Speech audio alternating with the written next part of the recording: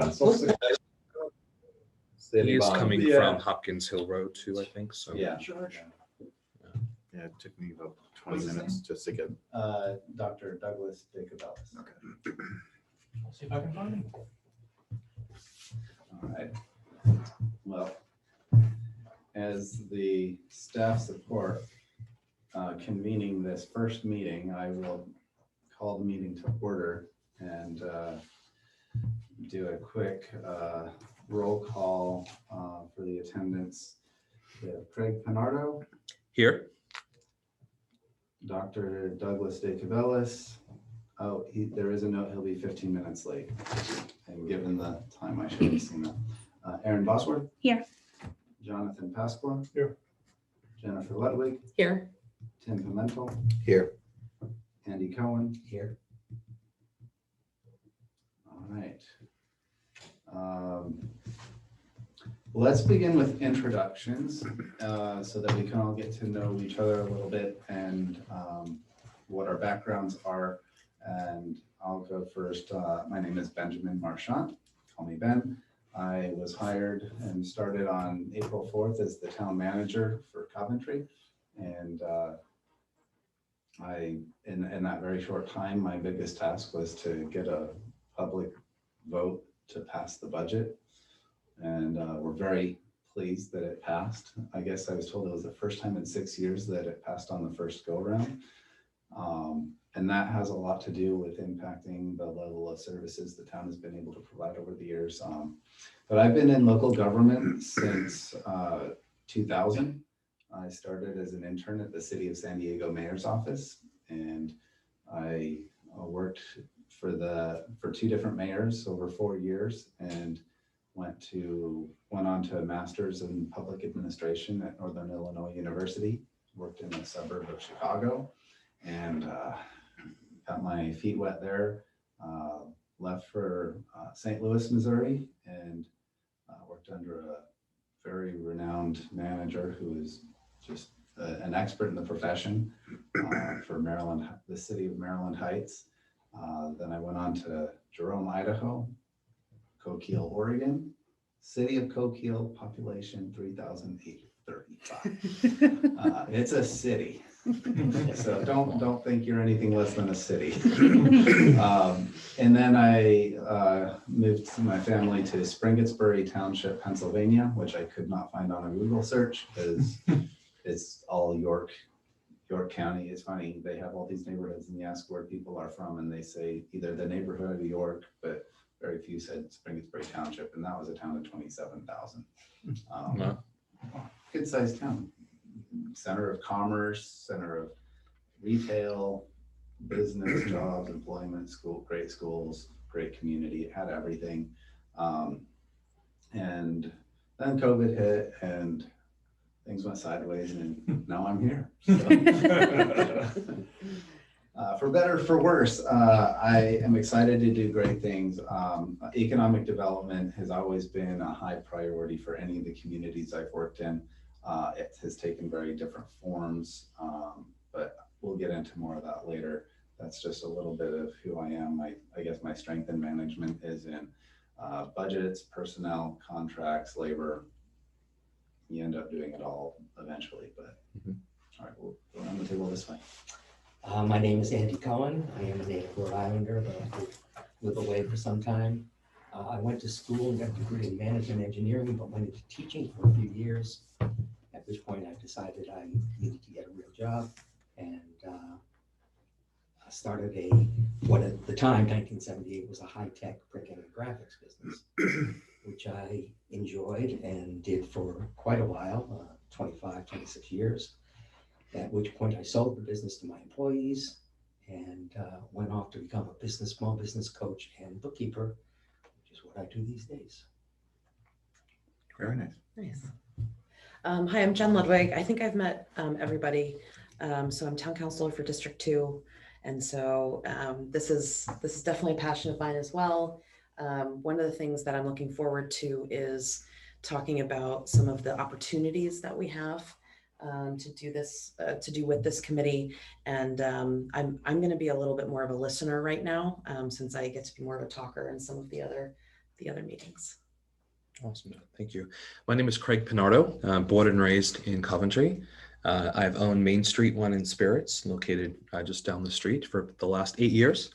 It was my great uncle's store since the mid 60s. You know, I do have a personal interest in this town.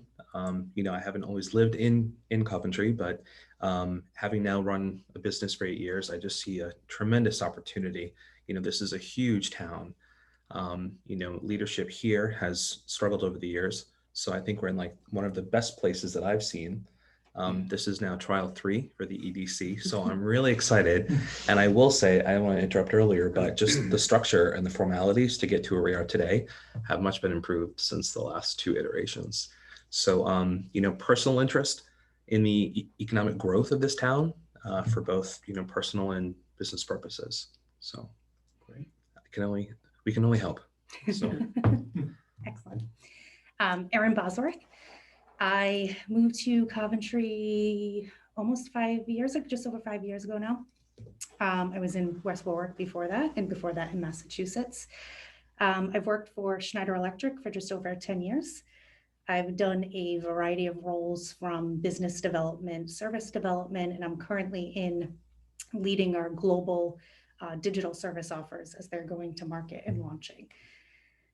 Personal interests and why I wanted to participate in this board is about 1.5 years ago now, I started to get involved. My oldest daughter, who is about to turn 7 next week, was starting kindergarten at Washington Oak. And as we started the course of the year, the budget and all the conversations started to come out, and then the pandemic hit, and we actually pulled her out of school last year and put her in privately. And really just, you know, there's a lot of conversations, a lot of discussion, and I just wanted to find a way to get involved somehow with the town and hopefully see if we can do some good.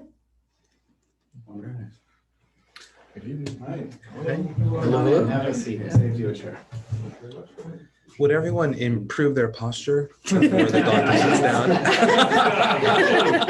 You can tell it. We do recognize Well, I said, really? Well played. And I warned everyone, I'm like, everyone has to sit up straight because he's going I'm a terrible sloucher. I wasn't here right away. I'm already gonna get myself in trouble. Hello, everyone. Tim Pimentel, originally a West Warwickite, but moved here, once got married, bought our first home, been here ever since. Raised our kids through the Coventry school system, with one small exception. My son went to Hendricken, but all the other years for both kids, we were in school here. Obviously, I've become, really interested in this stage of my life where my kids are in their early 20s. I'm not going to say I have a lot of free time, but I'm just looking to get more involved in a positive way. I think I bring some unique perspective, from my professional background. So I've been at the airport all my career, various different roles and functions, but for most of the chunk of it was in business development. So I was responsible for bringing in airlines such as Norwegian, Frontier, Allegiant. So I got my fingerprints on all that kind of stuff. So hopefully that's a good thing. But learned a lot. And I really see, I wouldn't be here if I didn't see, much like you mentioned, there is, so largest town by landmass in the state, smack dab in the center, Route 9. There's just so much opportunity. And again, really when I saw, the town reaching out to its residents to get engaged, I just felt like it was a good match. Did serve very briefly on the redevelopment agency several years ago when they were building the Anthony Mill. So yeah, I'm just looking to participate and support and hopefully bring this effort to another level. Good, thanks. Awesome. My name is John Pasqua. Some of you probably have recognized me from a lot of the pond stuff that's going on. I'm the public information officer with Johnson's Pond. So I get my noggin on TV sometimes because of that. But also, I'm a 36-year-old firefighter paramedic. I work here in Coventry. I work for the Anthony Fire District. I've been there, I think, 11 years now. I've been in Coventry since I was 15, so I have about 21 years here. And I started as a volunteer at Hopkins Hill. So at an early age, I kind of really got an idea for the infrastructure of the town really early on, and how budget processes work and the town government and the unique makeup of Coventry in every aspect. And like you guys, I've been through all the aches and pains and the growing pains of this town, good and bad. So I definitely felt it too, and especially on the fire department side as well. So I'm the CDO of American Safety Programs in Providence, Chief Development Officer. And since I started with them 2 years ago as a CDO of the company, we've grown exponentially. We've achieved grant funding from the state. I've negotiated partnerships with places like Lifespan and Care New England. So I've got some experience and some history dealing with large corporations and understanding what they're looking for and kind of selling a business in a sense to make it appeasing. And, town of Coventry, it's a business. We're all stakeholders, we all own it, and it's a business. So some of the things I've done on the public safety side with Coventry, the first paramedic firefighter with the Anthony District in his history, full-time. There's never been a paramedic before, and I also achieved the first FEMA grant funding for them too. We were looking down the barrel at a huge bill to put in a diesel exhaust system in our station that was required. So I went ahead and achieved grant funding from the federal government through FEMA that protected the taxpayers on an $80,000 bill and was able to get that. So I've kind of taken over, I've started and been maintaining grant operations over there on a management side. But that's really, it's definitely a thing that I want to get into. I think that there's such a need for this, and the town is at such a pivotal point right now. If we don't push it in, a positive direction for economic development, I don't know. It's tough for the residents to hold all the weight of this town as it is, and the more residents we add and not enough commercial, we're going to kind of be unbalanced on those scales. So that's it for me for now. Right, so I guess it's introductions, right? That's right. Thanks, they're a little late. Doug DiCubelis, resident of Coventry, my family for the last 13 years.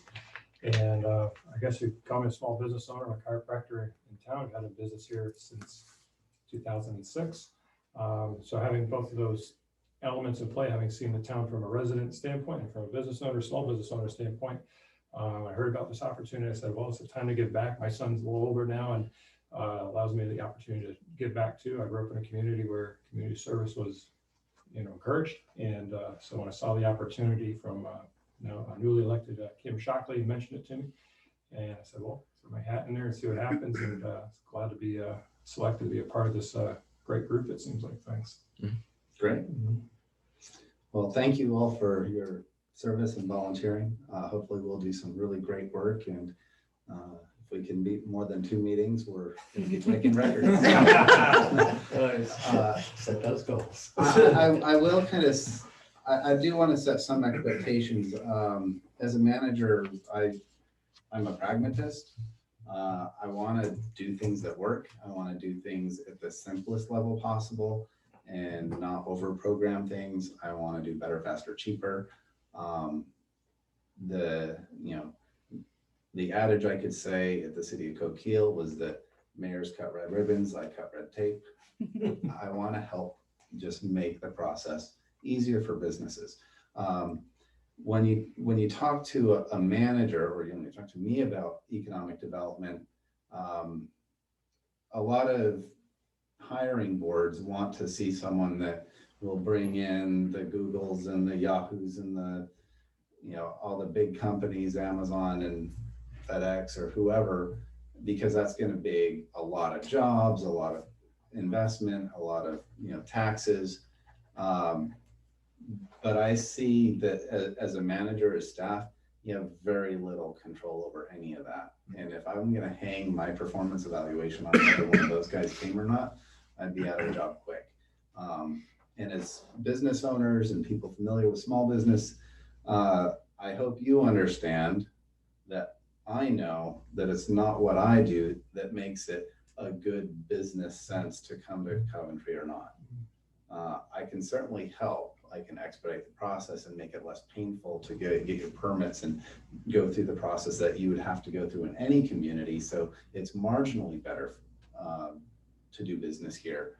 But real estate is about location, location, location. When you're placing a business, you know, if you're going to be on this corner, it'll be super successful. If you're tucked back here, it might not be.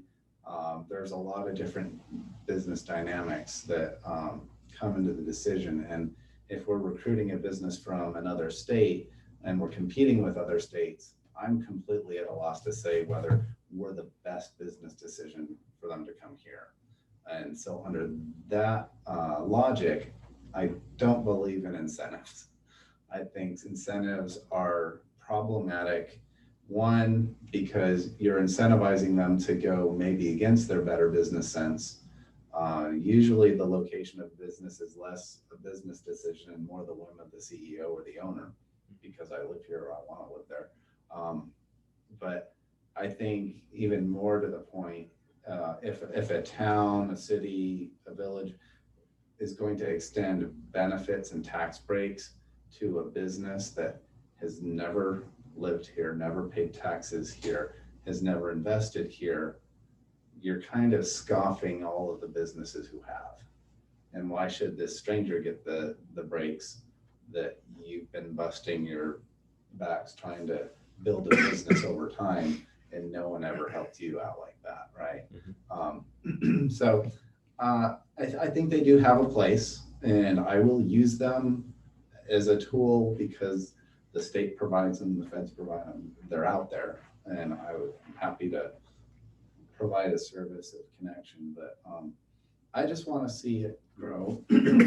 I have found it way more successful an approach when I go out and go into businesses like Craig's. I went in, I saw your store, it's beautiful, it's nice. I missed you, but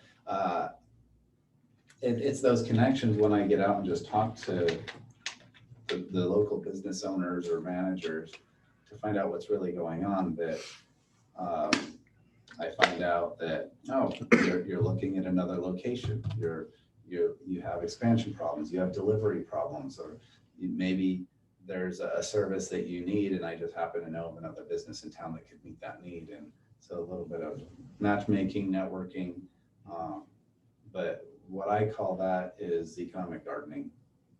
It's not very flashy. You're pulling weeds and you're pushing, you're watering, you're doing all the work to make it grow, but it's not as flashy as sport fishing and bringing back the marlin, right? So you want to bring the marlin in sometime, but you get far more bang for your buck. The people that made it rich in the gold rush in California were not the miners. It was your mercantile store selling the mining equipment. They made a lot of money. So that's my approach. So to talk about the role of this committee, your role is really to share your vision and provide direction and context for the town council to consider, and to work with me as staff. I'm going to be your resource for doing some of the research and anything you want to know, because that's my job. I don't expect you to do staff work. I really want your contributions to be focused on what you're knowledgeable in and what visions you have as a resident, as a business owner, as an employee, as a parent, as a consumer of municipal services and everything else. So when we come up with these priorities about what economic development could or should be for the town of Coventry, that's where your input is going to be kind of made into reality at the town council level, and then they're just going to say, yes, we adopt this plan, then go make it happen. And then I'll try to do what I can. But at that point, the role of this committee may evolve from strategic planning and stuff to more of a partnership and building those relationships and carrying out objectives. I don't know what that evolution could be, but I've seen in communities with chambers of commerce or business associations, you have your ambassadors, and I think the outreach to other businesses and getting people involved is great. too many times chambers of commerce live well beneath their potential of what they could be, and they just become little networking parties and social hours for the attorneys, the bankers, the real estate agents. And it really leaves out the mechanics and the people doing the day in and day out work that are less networking conscious for their success of their business, but nevertheless have real needs that the town should be aware of. I think the proper Chamber of Commerce or Business Association should be an advocate for the needs of the businesses. Just like Craig was on the Deambra and Kent County Water construction, milling of 117 and Tioga, it's disrupting people's lives. And if there's just a little more communication, we could at least make it tolerable. Which I didn't want to use this platform, but applaud to both of you with the communication as of late through the Coventry Police Department, through Deambra. There's been a lot of communication in this last week alone about the forthcoming construction, about things that are happening. So that was great to see, and that, you know, it hasn't been considered in the last couple of years. So, and I'm sure you're aware of these communications that you're seeing shared via the department. And yes, Not me. okay. I haven't gotten any of them. Okay. So I've actually seen 3 about, you know, prior to about what's happening the next day, and then to plan accordingly. So And I a think perfect that's example. fantastic, Yeah. you know, and I had a nice grin ear to ear about that, because I did alternately change my path. And it And was so great. repeating that is the vision of success. Mhm. I did send out, when I invited you all to this meeting last month, some prompts that I thought we could use to really just brainstorm, not brainstorm necessarily, since you've had time to think about it, just what's important to you, what would you like, what would you hope to accomplish by serving on this committee?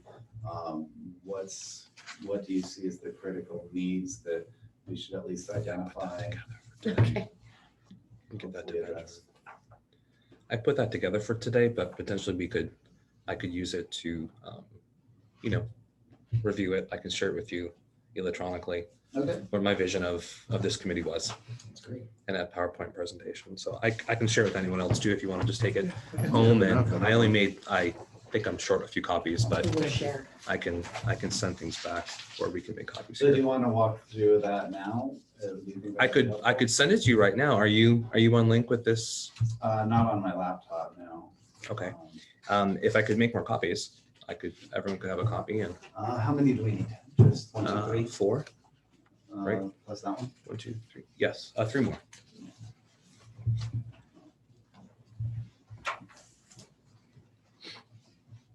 So what are these notifications that you got? Although I saw them on Facebook. Yeah, Yeah. Facebook, Coventry Police Department posted a communication from Deambra, which I thought was fantastic. And it was something in which the chief site engineer, I think one of the 2 gentlemen that we met, had posted about construction occurring the next day, and to please plan your, you know, routes if you could. But I just think it was So the- fantastic.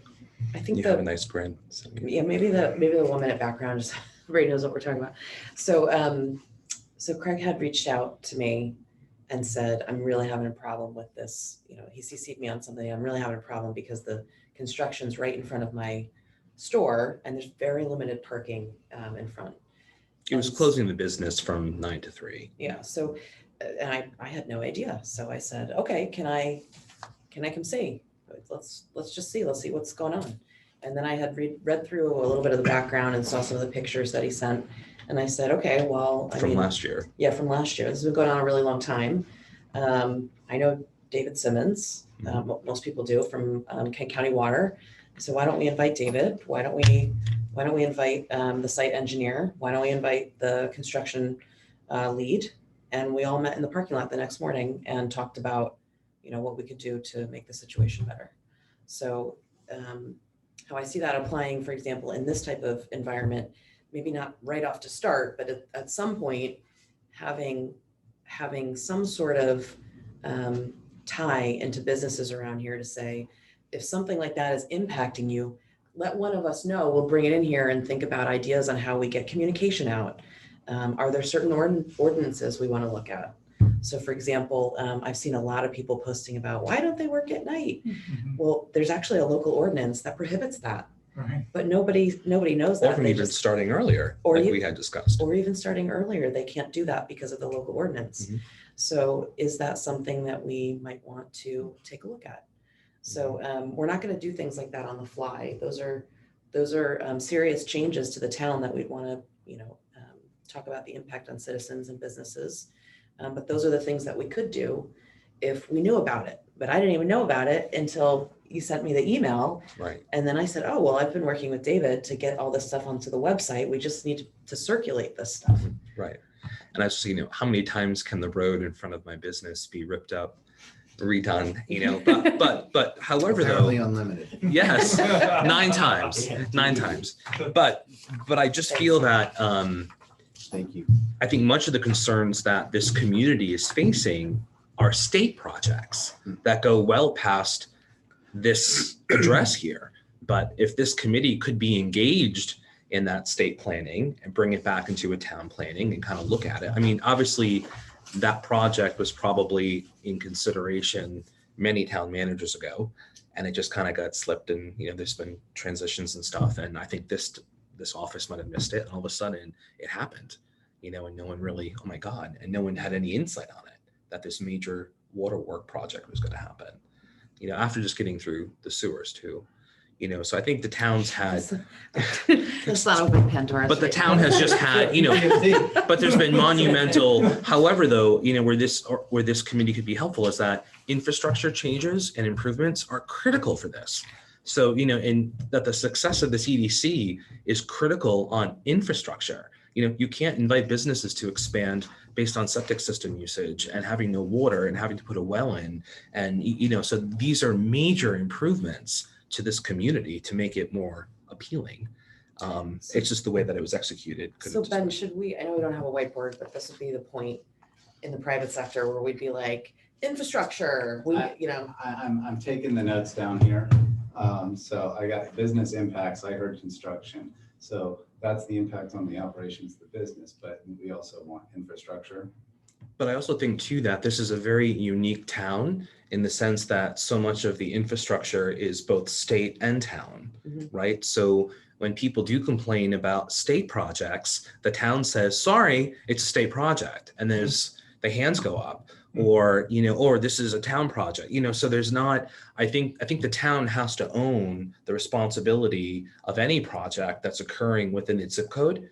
And not just raise hands when it's determined as a state of Rhode Island project. Like most of Route 117 and Route 3 are not necessarily, town responsibilities, Right. Well, but it's while work the state happening. owns it, the state will generally be susceptible to lobbying efforts and pressures from the town to advocate for the town's interests.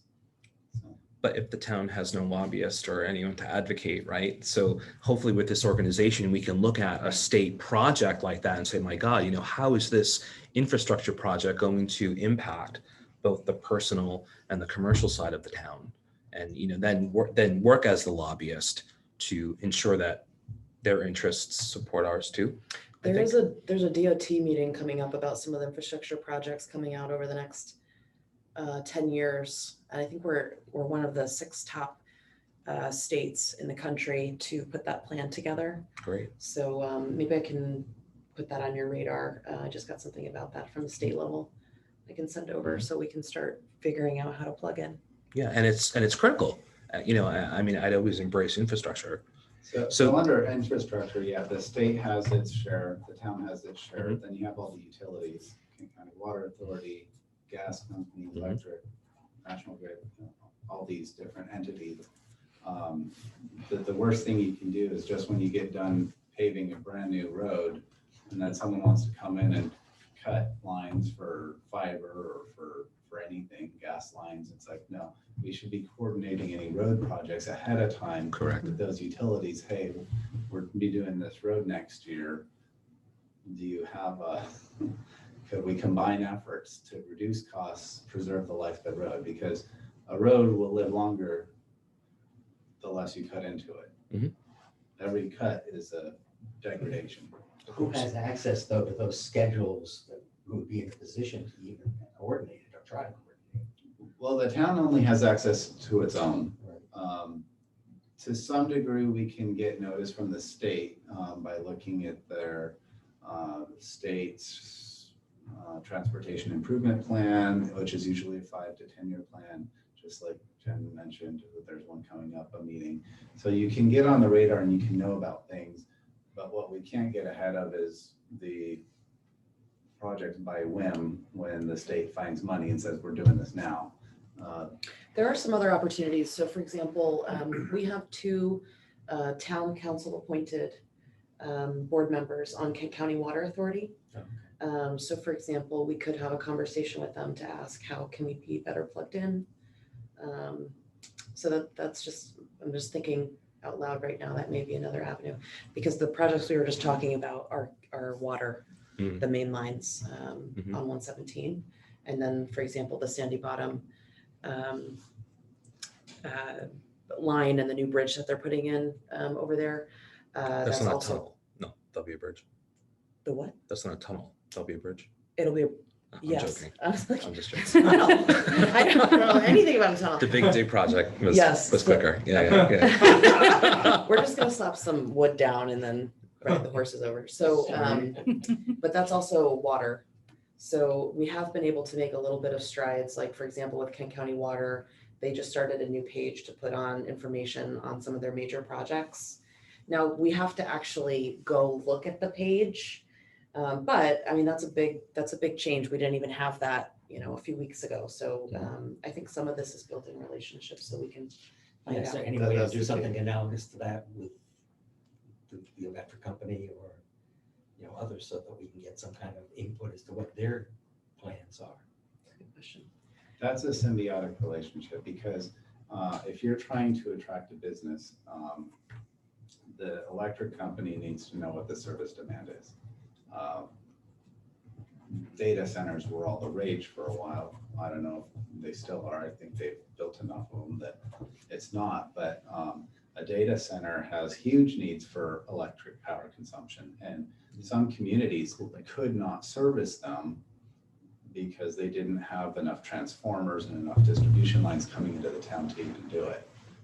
So yeah, maybe that's just an extreme example, but there may be businesses that want to come here but can't because we don't have the capacity on the electric grid or natural gas or water or sewer to meet their needs.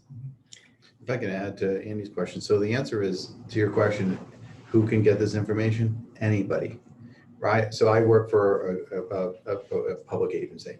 We are transparent about everything. Our CEO absolutely doesn't accept anything less than that.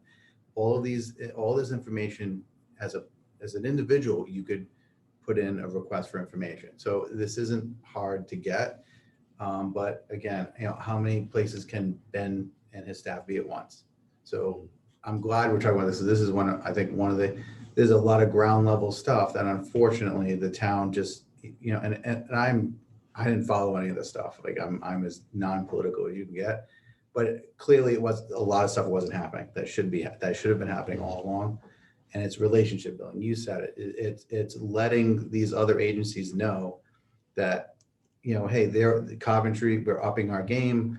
We want to be plugged into this stuff. Mhm. So that way they become trained that, a project manager or, a head engineer at RIDOT sees the name Coventry in a project, he or she knows to pick up the phone or to make sure an email gets.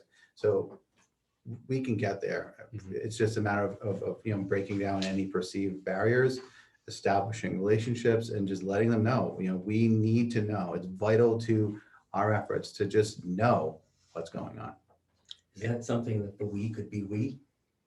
It could be. Yes, and it would be more powerful that way. So as a layperson or even as a business owner last year, I come to find out that the utility companies do have identified liaisons for certain towns. So I've met the woman for National Grid Electric. I'm having to disconnect service in preparation of a large project. And, I had to find out who these people were who were great ultimately they were great and they did move barriers. And then just in some general conversations, Coventry was just not, Coventry government was just not something that they really considered to be as actively engaged. And it took some time here in this office to get those people's names, and some were disconnected, others got referred. So I worked at getting these liaisons who are utility company employees, but focused on business aspects of certain communities, which I thought was great. And they did help move mountains, because otherwise I'm just on the phone on hold for 20 minutes trying to get through to customer service. So I'm going National to Grid. throw out something that it's not a new idea, but it is something that's been talked about before and we just never got any traction on it. And that's the idea of a new role of an economic development coordinator or person or someone that would handle items like this. That would be someone you could contact for a number of issues. But maybe that's one of the items that we can explore to see whether or not that's something that we would want to put funding into, for example, the next budget, and say, these are the things as an economic development committee we think are important that would that possibly a new role would be helpful for, and talk with Ben about what are those types of responsibilities that would help businesses in town. Absolutely. And not everyone's gonna like it, because that means we have to pay for that person. Oh, yeah. Well, So details. So I kind of going back to what I said earlier, I think before the meeting started, was, you could have your municipal employee economic development coordinator, or you have an executive director of a chamber of commerce or business association. They essentially perform the same role, but one within the government, the one outside it. You have different assets and resources available for each. I've seen communities have a line item budget to fund a business association or chamber of commerce for certain purposes because it's promoting the town. And in some towns that could be the marketing arm of the town. We're talking about, well, do we need an economic development coordinator, a communications manager? The town is hurting to promote itself in those two areas, to have really good communication with the public, with the businesses. And so there's definitely a need there. And whether we do it internally or externally, I think is a choice, but the funding and the mechanisms, you might have different advantages. I think a defined committee with invested individuals effectively communicated to the town with a clear agenda, because this has only been discussed and never really been executed. I think the town residents would feel very confident in what agenda we would have to move forward. But I think we might have to demonstrate some strengths first and maybe some successes before just after one meeting going and asking for funding. So maybe if that's something, next year, but I'm willing just to put in my time voluntarily, like all of us here, to, get something going and show some effectiveness as to what this group can do. You'd be surprised, and I know I'm sorry. Yeah, You'd be no. surprised what a letter or whatever allowable vehicle that we choose to use that gets sent out to. Yeah, a video, National a commercial, a homegrown commercial. So, I mean, like, let's we not- could do anything. Well, no, but I mean, just to say, hey, this committee's been formed. You're on there. We're on there saying it's the proverbial "there's a new sheriff in town" mentality, and it just changes perceptions at all these other agencies that right now, and again, right, so you have to put yourself in their shoes. If you're a ride-out project manager and you're worried about budgets and timelines and contracts and bids, if you're not programmed to say, hold on, I need to send a quick email, right? Or I need to notify somebody in this municipality, they're just gonna, it's not even purposeful, but we need to change that. We need to insert ourselves into their process. And it's not hard to do. and strategically, whether or not this is planned or not, but to have this come together after the Yes. budget meeting was approved to effectively show taxpayers what the offset would be to the community to have more businesses here, to have more commercial real estate effectively paying into the system, and to have businesses paying back. I mean, my tax rates, ours are much different than residential. So to see the benefit of commercial versus residential, but planned effectively through town planning, people don't want businesses popping up, in their backyard. And, as that's been going on with Reservoir Road, and, like, we have to be mindful to the zoning and planning, but the growth of business, that's really critical. So I just put together something, and I'm not trying to take on a meeting here, but through your questions that you sent out last week, I put this PowerPoint together. I thought everyone can take a copy. You can look at it electronically, but I think it kind of answers some of the questions. And I'd really love to see get everyone's feedback here. Do you want me to go through just page one, or just, Yeah. So is this too much for today? We can always revisit next time. Yeah, I don't know how long it'll take to go through, but I really want to be able to just list the interest, priorities, challenges, and opportunities that you all see. And so I think the fact that you have all this written down, everyone can read that and discuss it, and I can incorporate it in the notes for next time. Sure. And that would allow other people to speak now. So I'm gonna kind of piggyback on something you said about kind of gaining public trust really in this process. So a couple of things. I've done a lot of public outreach to the Coventry Police Department as well as fire districts in town. I worked with Captain Skorsky on the opioid crisis, which Governor Mundo actually gave us an award on what we did. So I filmed television commercials that were done for that. I do videography as well. I'm into everything. So I do that. I filmed the commercials that AJ Medeiros and myself are on. It was broadcasting 170 times over like 30 channels for 2 months. And so I've got significant experience in videography as well. So if we decide to do that, I can be a resource that, would not cost the town anything, because it's just time for me. I like doing it. So another thing, in actually your email, you talked about some of the challenges that we may face in economic development. And I think number one is the public. The public are right away, they're gonna come up with that, not in my backyard. And all that kind of stuff. And I think one of the biggest downfalls and the biggest hurdles that this town has is social media, and it's a runaway train for them. Mm-hmm. So part of the things that I do, like I said, I manage the PIO for the association, but I also manage marketing and all of the social media for the school. And you really have to be on top of that stuff. And the days of somebody posted something and let's just let it go, it'll go away, is gone, because it gets shared and then people feed off of each other, and it turns into he's mad, which makes me mad. So when you're trying to do a project and you got a lot of time into it and it gets on social media and it isn't released by us, it isn't controlled by us, it's a problem. And it's not going to do well, because without public support, you're not going to go anywhere. And I think to defend that too, John, is that we have to be integrated and identified to be integrated in other town departments. Right. And planning and zoning is critical. Correct. We just can't be a siloed one-off EDC committee that's looking like this and not fully engaged with other town offices, because without town planning and zoning, then we will face those things. And social media is an anarchy domain of fake news, right? Yes. You can establish your authority by, well, what I heard was, Right. and then someone can supersede your authority by saying, well, that's not what I heard. That's right. Exactly. And you have no ground. So I've sensed for a long time that a town or any organization really needs to be in control of their message.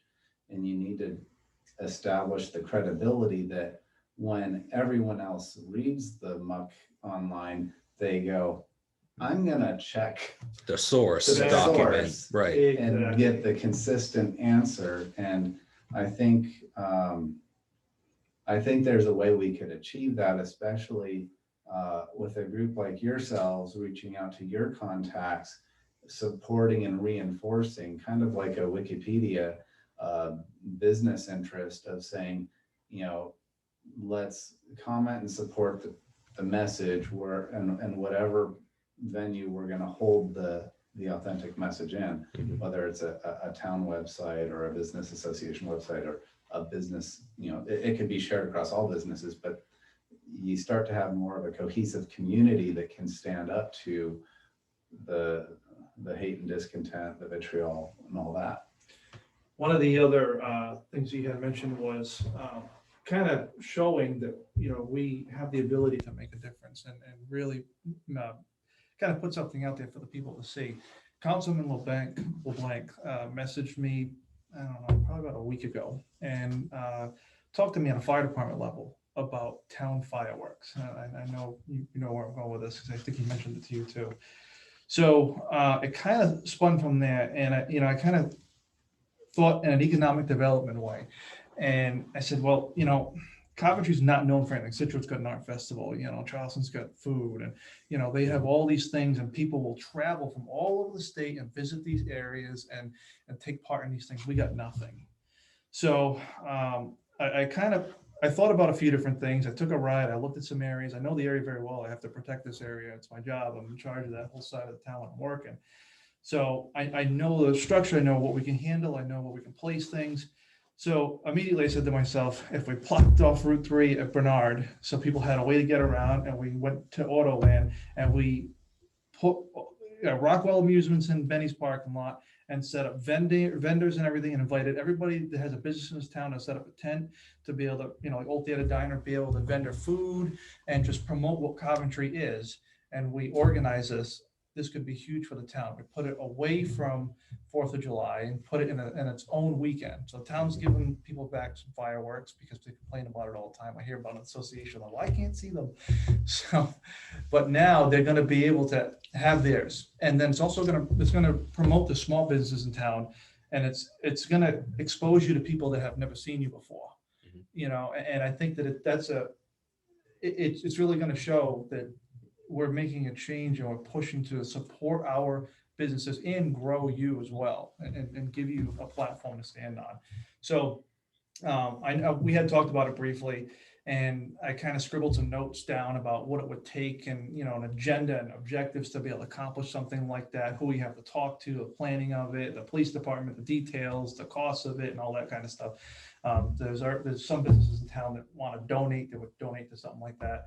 But that's just, I think it'd be a good way, if we did that in conjunction with town council and town manager, to say, hey, this is what we are doing to promote the town and the businesses.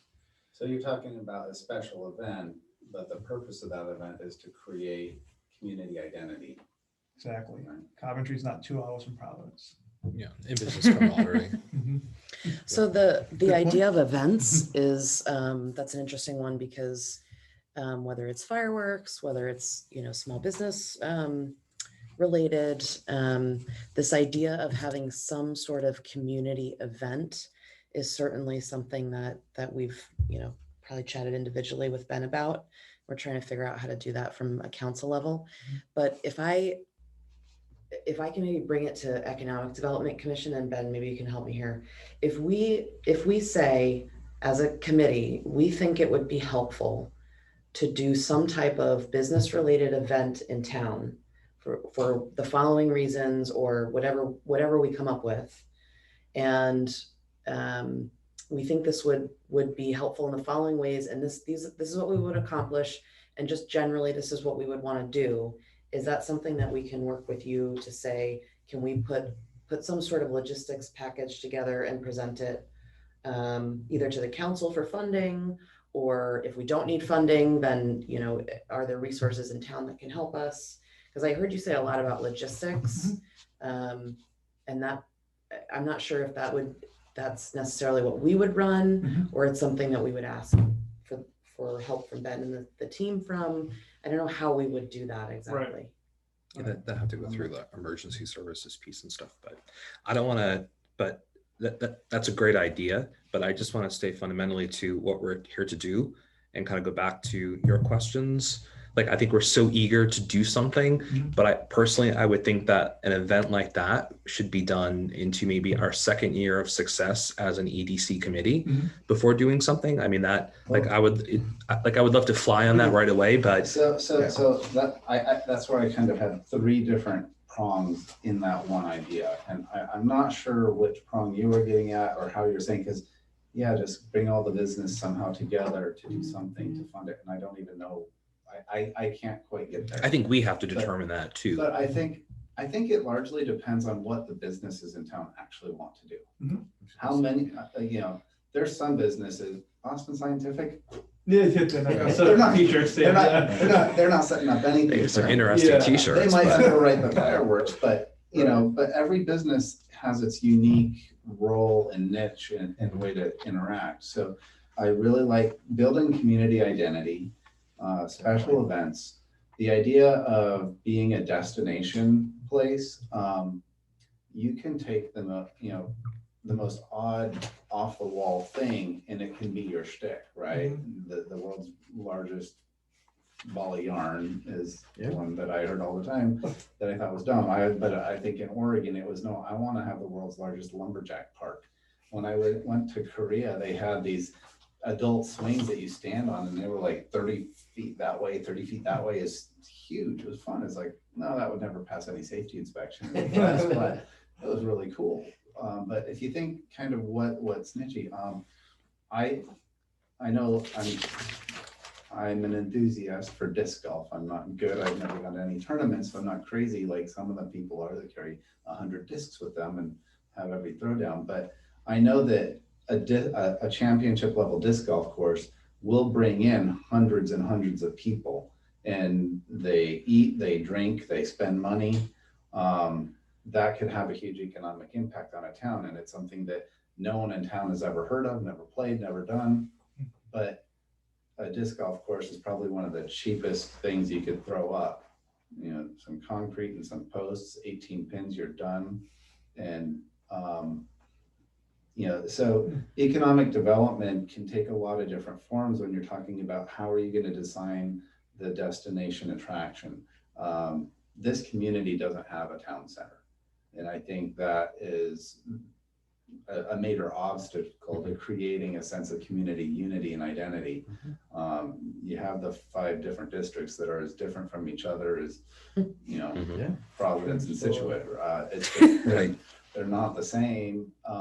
But I think, to your point, yeah, if you could create a space, even temporarily, one time a year, where this space, which is currently something else, could turn into your county fair, your rides, and when I was here in March, I think I mentioned this in an email, but because of the communications, I've kind of limited myself. But I was talking to the interim manager on my tour in March about, hey, do you have a fireworks festival? No. What if you had a barge in the middle of Lake Tioga? Right? And you could it's over water, it's safe. You have a huge expansive area where you could spread the population so you don't have the traffic congestion all in one spot, rather than doing it at the high school football field or something like that, where everyone's stuck in there and you only have Reservoir Road to get out, and Right. it'll be 3 hours before you get home. There could be things like that, and I don't know exactly where you were talking about on Route 3, where you close off from here to here. But Yeah, it's it's on on the the old Benny's is. north end of, I don't know that. Fair enough. Fair enough. Yeah.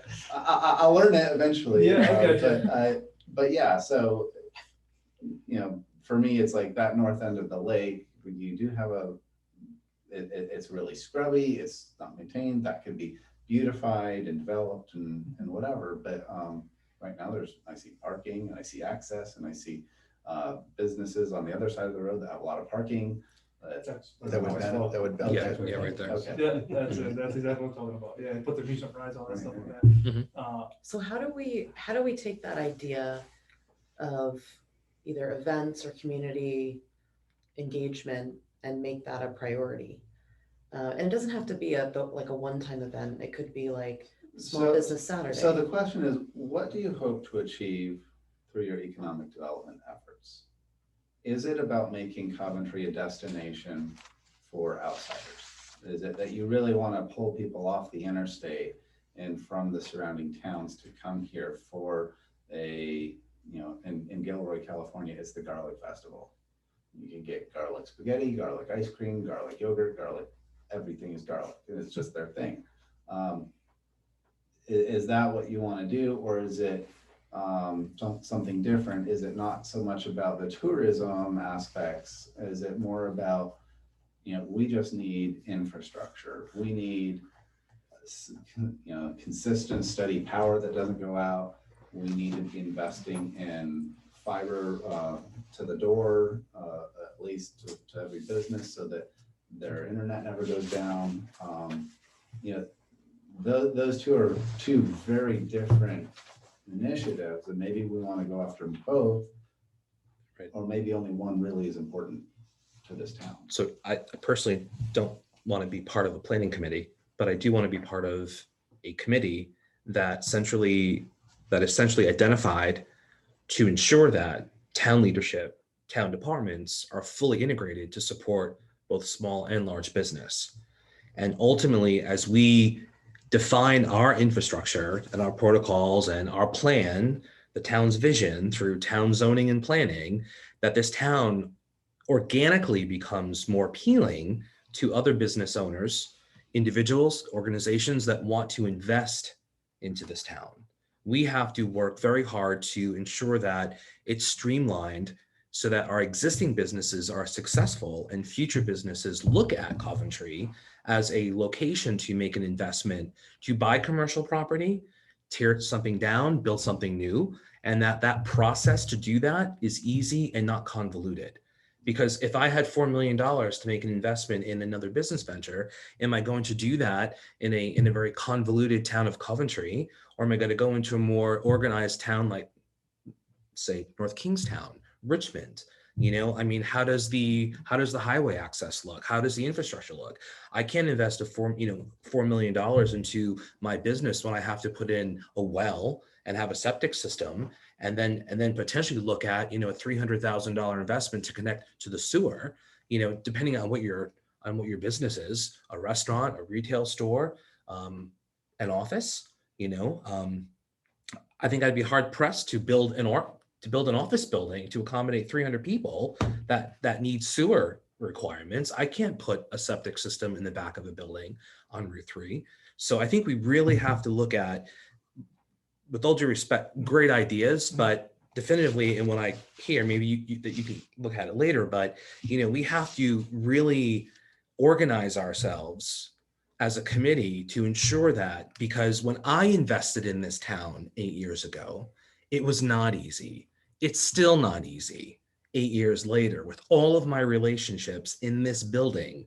It's still not easy and it's still convoluted.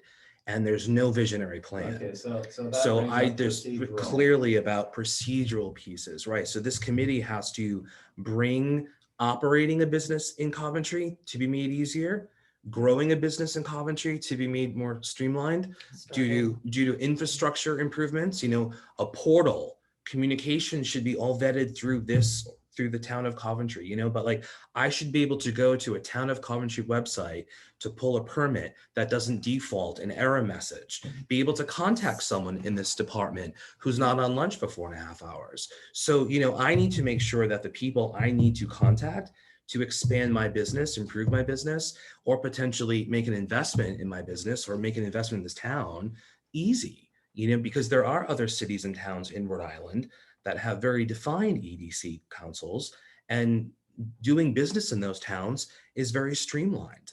And people with money who want to make those investments choose these zip codes because it is easy. How easy was it for you to open up your business on Hopkins Hill Road? So I mean, I'm just saying this, right? Because to buy my business wasn't easy, and it still today is not easy. So if someone did come to me and said, you're a great anchor for my you know, $2 million investment across the street, should I, you know, because these are conversations that are had, you know, would Dan's management open up a 42nd Dunkin' Donuts in this state in Coventry? Probably not. So you know, would Dave's open up another location in Coventry? Maybe not, you know. So these are questions that people have about doing business in Coventry. So having a business You know? portal and some removing the procedural obstacles would be helpful. Yes, but also give business owners the faith and the public faith that this committee is centrally integrated with every other department necessary to effectively do business. We just cannot be a siloed committee with no connection through you or through yourself with the other departments that are critical for business development and business growth. I can't do anything without without zoning. You know, Mhm. I can't do Zoning, anything building.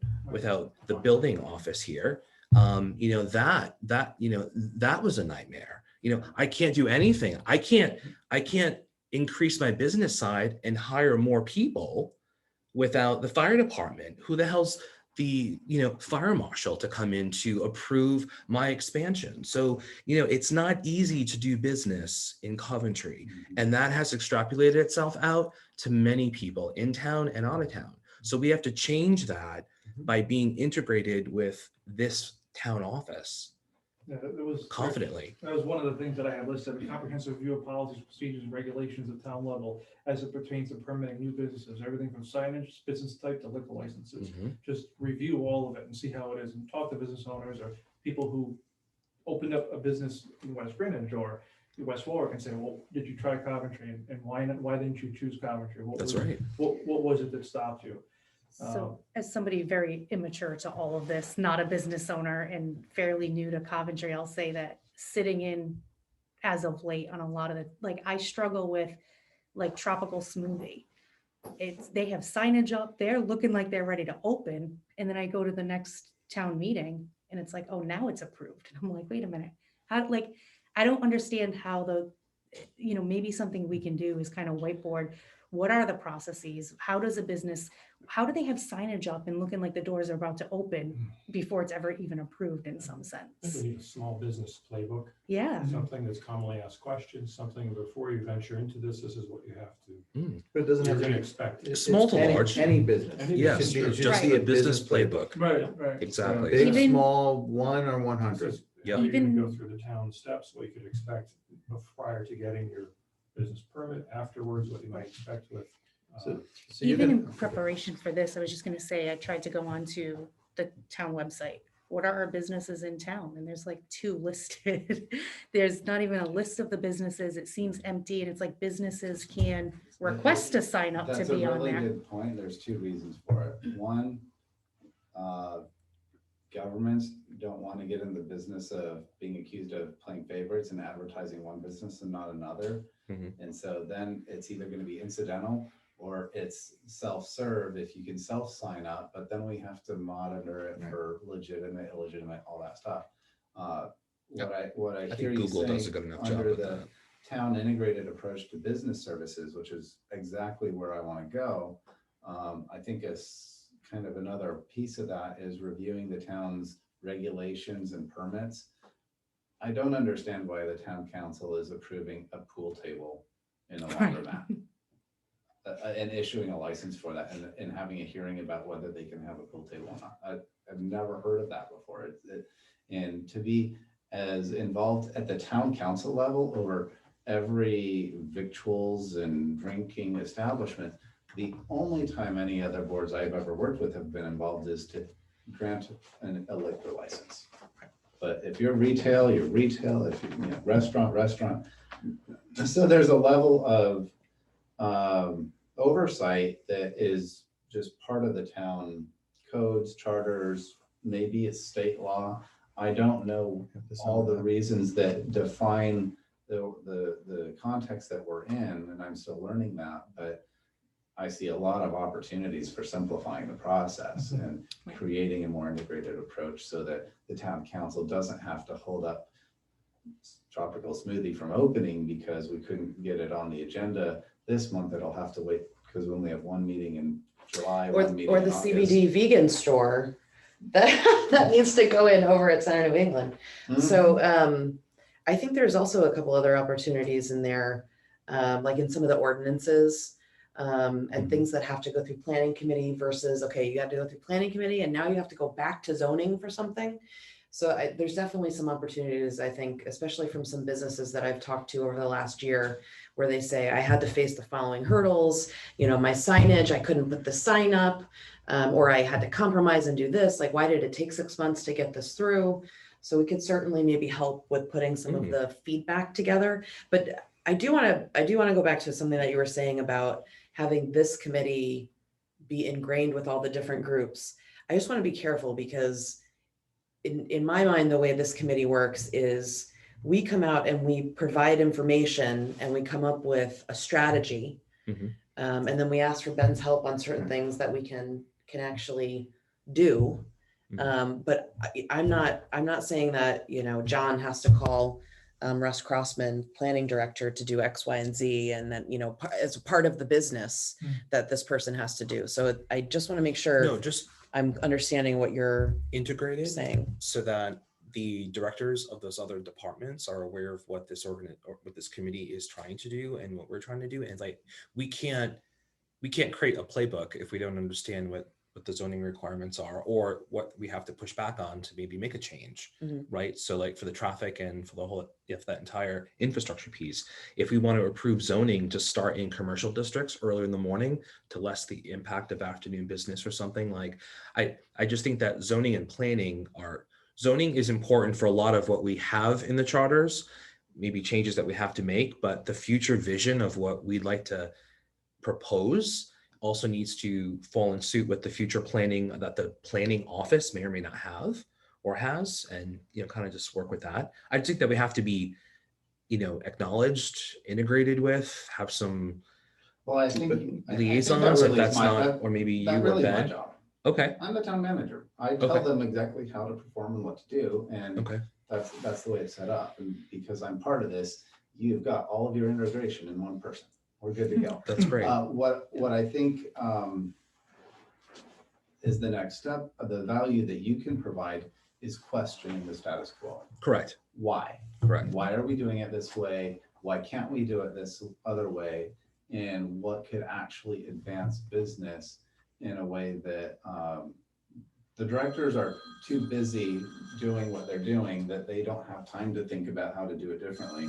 Mhm. And so Then that's great. If you're the single liaison to all of that, then that's fantastic. Because I think it's just going to be pushing back maybe on some of the status quo, you know, asking for change to make the better improvements, or pushing back and saying that we can't, and then we have to rethink our strategy too. And You know? we- Being ingrained and integrated though, I guess, and I think at this level, so again, that was one of the things I've thought about too. So I think we have to be a little bit careful. So I think we all can agree that there is a lot of things that this group can come up for strategies, recommendations, questioning the status quo.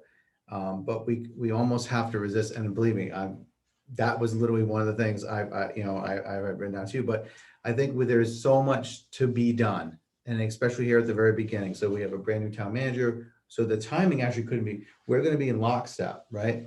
Mhm. So I think we have to just at the very beginning, and I'm not going to put a timeline on it, whether it's this year, next year, 2 years. But I think at the beginning we need to just establish the higher level. You know, what are we going to come up with high level? So instead of having, you know, because we could sit in, I could talk about an event like that for hours. Like I love it. You know, I could tell you what food trucks I want to have there, whatever. Yeah. Like I'm not kidding. But at the same time, we have so many things that we Right. kind of need to talk about. So To level so set. we should be coming up with that. So a destination event, or an annual event. And you're going to hear a few themes from me, and you probably get. So one of the things that has been ingrained in how we operate where I work is how does everyone get ahead? So that, to me, that's what this is about. So how do small businesses get ahead? How does Ben's staff get ahead by streamlining? So it's all in how we present it. So a little bit of work up front and streamline this stuff actually is going to save your staff phone calls, emails, aggravated Mhm. PO'd people, trying to be polite, Mhm. and it's going to make their experience and their time at work easier, better, faster, quicker. absolutely. So how everything we do should be, how does everyone get ahead? Correct. Businesses, Correct. and remember, everything that we accomplish here benefits the residents, whether they know it or not. Mhm. Every new job, every new business increases the tax base, One of the and things it that lessens the burden on all of us. I'll speak from my experience in coming into this organization brand new. There are no standard operating procedures almost in any department. There is no consistency. Without consistency, you don't get fairness. Without fairness, you don't get happy customers that have any expectations that what Mhm. they were told one day is going to be the same thing the next day. And so by bringing all that around administratively, we're already going to be going on a track to improve that relationship. And as that improves, everyone's experience will improve, and that'll get better. So that's my job. That's what I do, and that's what I really enjoy doing. I think I wanted to just put out there for you to think about. We can do anything. We can't do everything. We got to pick. And if we're going to pick one thing, if it's going to be doing special events, you're going to have certain benefits that are coming from that, with a lot more attention, news media coverage, festivals, food trucks, and that's all positive. But you have the opportunity cost that you spent so much time on these fluffy things, and I call it fluffy because it's not sewers in the ground. It's not Roman aqueducts that are still there 2,000 years later that you can go see. And do you want to know about the communities that are the strongest, healthiest, and viable? They did the slow, boring work of putting infrastructure in that everyone takes for granted. No one sees, no one cares about, and they'll complain about it on their tax or utility bill. But it's what allows the bigger, longer lasting investments to happen. And it takes a level of resolve and commitment. Now, I'm going to back off from being so serious about that. When I went on the tour of the St. Louis Arch, that was one of the biggest, most ridiculous boondoggles I've ever heard of. In the egg. In the egg, The egg. yeah, the combo escalator, carousel, wheel, basket. It's really cool, but the mayor in 1942 or something, or maybe it was 38, said, we're gonna do this. And he had the charisma like Buddy Cianci, because we're just gonna make it happen. Budget is no issue, cost is no issue, and it serves no purpose. There's no economic benefit, and it was the most ridiculous thing. The amazing thing about St. Louis is they were to build it without a single loss of life, with the technology available at the time. And you look back and you can't imagine St. Louis without the Arch. It is a $1 billion tourism site that makes St. Louis what it is. It's phenomenal. But who had that vision at the time to say, we're going to do this and make it work? But I think, I mean, again, I feel like that needs to be on the list. Like, so, right, we're in the business of, especially right now, making a list, and it's going to be a big list. And then once we make the list, then we're going to have to figure out ROI, but that needs to be on the list. And if the business community speaks to us for that request, or I mean, we might be surprised that many businesses can't afford to participate in something like that if they're not being, supplemented somehow, if there's no budget to offset the cost that they're going to have to put out to do that. So, but literally, that's exactly but we're going to what I was be gonna say. the And pulse. then the buy-in is going to tell us. Correct. So we may think what we may think, what was it, but you know what you know. So we may think we have the priorities set, but we may hear otherwise. I feel this to be very boring for the next 24 months because it's going to be all about SOPs, honestly, and credibility. I mean, like, we have to create credibility with our peers in this town based on what we can accomplish, and creating standards and procedures. I'll agree that very the boring. boring SOPs is my job, and that'll happen here. Mhm. I think what you get to do is the vision of, and when you can articulate where you want to go with that vision, what you want to accomplish, that will have meaning. I was just thinking, some of these, I was reading up on some economic development success stories out there, and one of them involved bringing the community's opinion into what they want to see happen with their town. And they ran a contest and asked people to submit information about what they want to see happen with their town. And that would That's be a awesome. bad way to reach out and try to entice some feedback.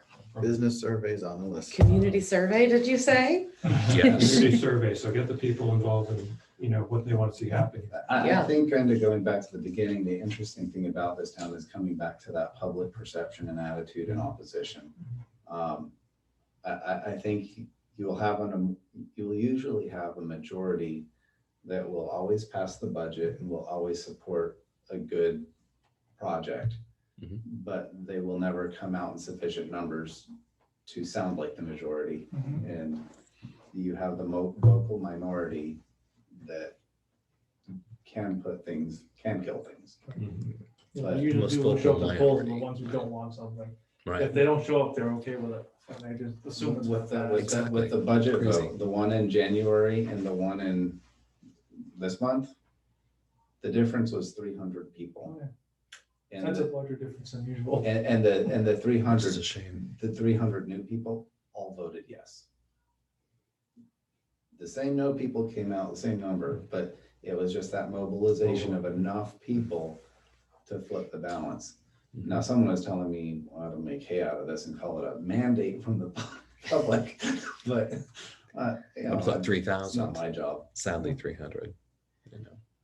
But we worked like we were gonna get all 20,000 out, right? I mean, Yeah. Mhm. you put your heart and soul into Yeah, it and yeah. you do good things. But So you- so getting the community's input is huge. Getting the businesses input, Mhm. you know, the power of a committed group, no matter how small, can accomplish amazing things. So, But we have to be in a position to do, so it's one thing to get the results, and then if you do nothing with the results, you've actually made it worse. So we yeah, have to, follow through. So Mhm. I've been a strategic planner in every community I've done, and I hang my hat on turning the strategic plan into an implementation plan and reporting year after year. Now, from the municipal side, it's not that exciting, but we can point at each of the projects that actually got done. but the transparency of it, publishing the results. Yep. I mean, so I'm gonna look at the good doctor. So I see this as an exercise of, there is a patient on the table. We know nothing about the patient. We need to investigate, what are the symptoms, you know, what's the medical history? So long before we can start prescribing, you know, corrective action, we have a lot of assessment to do. We've got to look inward Mhm. before we can, you know, prescribe whatever. Yeah, I agree. There's a lot of homework for us to do in this committee. I feel, you know, I think we have to review a lot of the assets, some that belong to the town, like the Byron Reed building. And, you know, a lot of the public doesn't realize that belongs to the town really by default. And there's an expense to rip the thing down. I think I talked about that when I met with you guys before. There's, you know, the Anthony Fire District, we had an asset for a while we hung on to, nobody realized we had a huge piece of land on Black Rock Road. It was, there was an idea to build a training facility on there or something back in the 60s or whatever. The board realized it and sold it, but that thing sat there through a long time and a lot of tax increases and everything else, and it was never realized. So I think that, you know, reviewing what assets the town has and how we can maybe get rid of them and, you know, flip it into something that, you know, could be profitable, or give it away to a developer, as long as they develop it, now it becomes, you know, something that wasn't making money to something that's now making money. You know, RFPs, RFQs go a long way, and they're non-binding. You go out there and it's That's like, right. throw a line, right. see what comes back. Exactly, yeah. So, you know, that was another thing that I had looked at and thought about, maybe an incentive program for the current businesses in town. You know, if they expand and they build and they, you know, become bigger, then I know it's not your big thing, you don't like to do, you were saying you kind of shy away from tax breaks, Well, but for tax- current, you're talking about into something completely different. right. Helping your own. Right, that's what I'm already saying, invested. exactly, right, that's what I'm looking at, not saying, hey, you know, Market Basket, where the old Almax was, but, you know, if you expand and double your business, we'll give you an incentive to do so, you know, and invest in the people that we have, and you know, and. But you can construct it in a way that's good for both. Like, Right. why can't you have, if it's absolutely fair and equitable, and it benefits existing businesses just as much as it would a new business? Mhm. Correct. And again, I know your stance on it, but I I There's think too a many- more powerful approach would be build the infrastructure. of course. Then it's easy. Mhm. Right. Can I get water? Can I get sewer? Great. Yeah, and another thing I put is review vacant properties in town, talk to the people who own them, how come nobody's buying property, what's turning them away? Is it that they don't have sewer? Is it they don't have water? Let's get it in writing, let's learn that, let's put it out there. But, you know, there's a lot of things That that we can. inventory is literally one of the first things that Right. what are we working with? Right, exactly, yeah, you go up and down the south end of Route 3, there's vacant lots everywhere. You know, I know Absolutely. some of the people own them, and it's just, they're not moving, why? Tell us about it. Is it state level DEM? Is Right. it local zoning? Right. You know, but really trying to get that understanding to then move that property Right. and make it into something else. But back to your point too, Tim, is that we definitely need to I just, sorry, I just blanked, but you Come just back made, to it. oh, no, it's incentives are typically only looked at for new.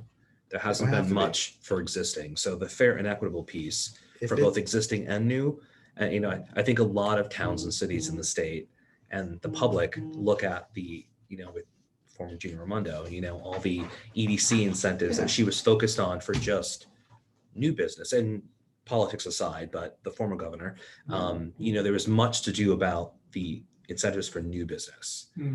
But let's look at all the existing businesses. So I can speak just real quick. I can speak to that. So we're fortunate where I work is that we're mandated by the FAA that to offer incentives.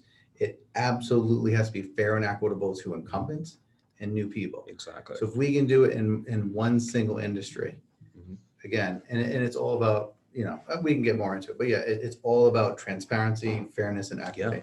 And right. if you can construct it in a way, you I know, think most residents don't see the existing, they just hear about the So- new. So Yeah, And- and and then it I'm sure depends we'll on have- what pots of money you have to draw from, because it all takes money to do it. And we're looking Not at getting necessarily. Grant writers, hiring grant writers to bring money in for different projects instead of taxing the taxpayer for things that we want.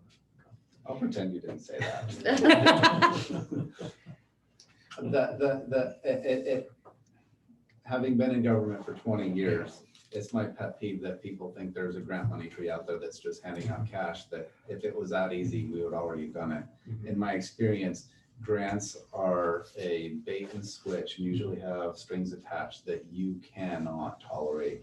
I had a $12,000 grant from 1983 tie up a town from building a new police station using its park, and had basically a $1.5 million remedy being imposed on them because of the $12,000 grant received 40 years ago. It's a lot of strings. I hate them. Yeah, No, grants are tough. now I've written grants, I've gotten grants. When for many situations, it's great, but there aren't any grants to start a new business because the venture capitalists are not out there to give away money. They want to make money. I guess, yeah, I had other things about it than business related things, but I'll get to that another time. But I don't mean to be so negative, but No, you're right, grants. what I want to get. Tough. Yeah, I mean, and to the extent there are, I mean, I've administered grants. Some cities had like a $30,000 pot they got back from the state that they would hand out to the local charities and organizations in town, and it was a really nice thing. Maybe we can go even, again, high level is that maybe one of the things we could talk about without getting specifics is the town needs to be more competitive. However you want to go into detail, if everyone else is offering stuff and we're not, that's a significant hindrance. I think the town is living way below its potential absolutely. and way below what a town of this value should have. That's why I'm here. The two towns I came here from, Springersbury and York County, and Manheim and Lancaster County, those 27,000 population and 40,000 population, same economic base, same population, same everything. They've got the goods. They've got the immaculate parks, the playgrounds for kids with the poured rubber surfacing, the just amphitheaters and fireworks displays. How come they can afford it and this place can't? There's a couple of things that are going against Coventry, and it's not just Coventry, it's Rhode Island. And it's the taxation structure, the fact that the town does not get any benefit from a new business putting however many millions of dollars into the investment.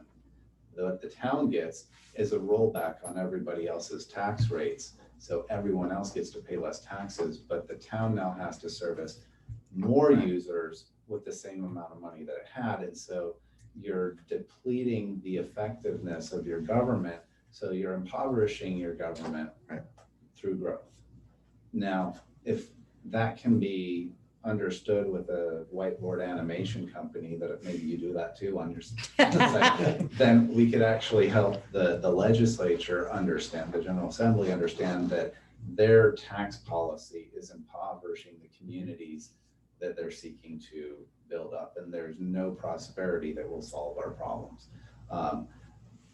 from a pragmatic standpoint, I don't want to be in the business taxation. It's a losing deal for the town. Right. I want to own properties and be in the business of triple net leases.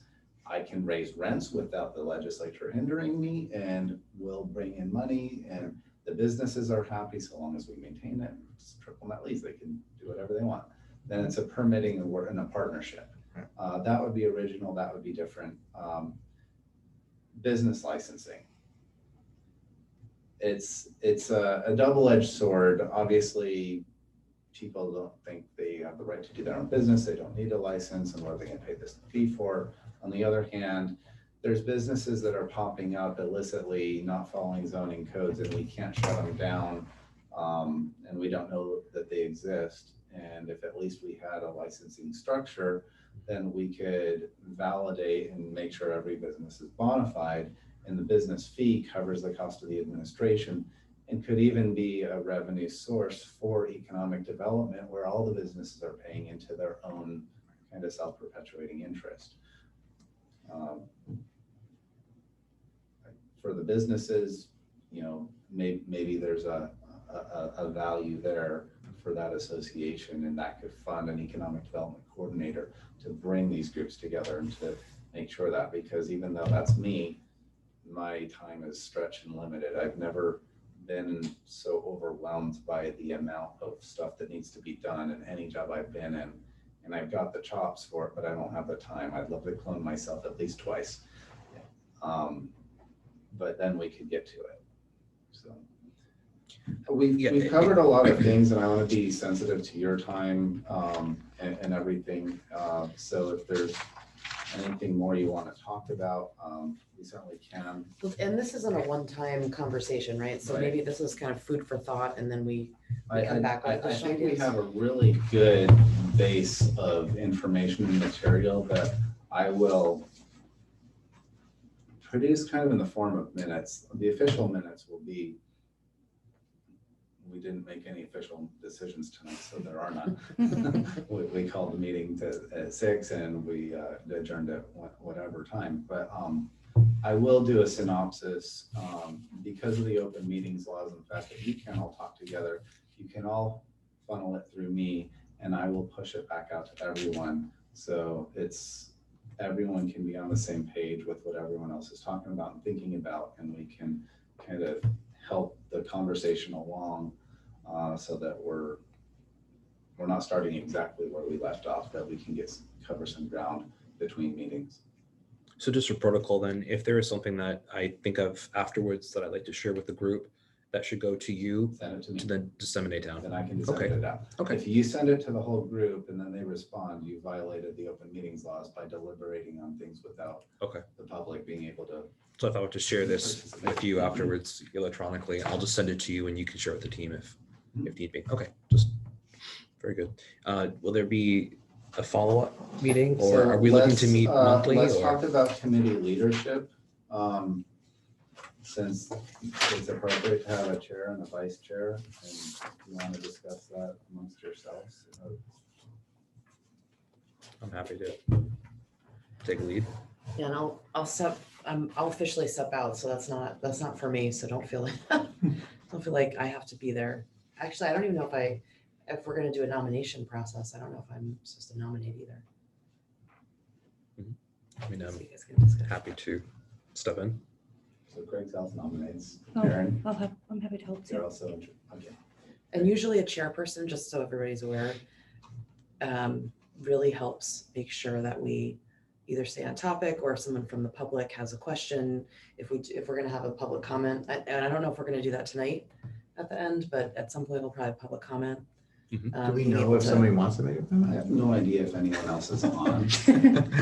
Let's Was go this down. posted anywhere? Yes. Yes. this I mean, is I know the posted. It's on agenda was posted, but was It's on the any other? Secretary of State website. We have So- one participant, which is probably our Yes. IT, Cody. Yeah.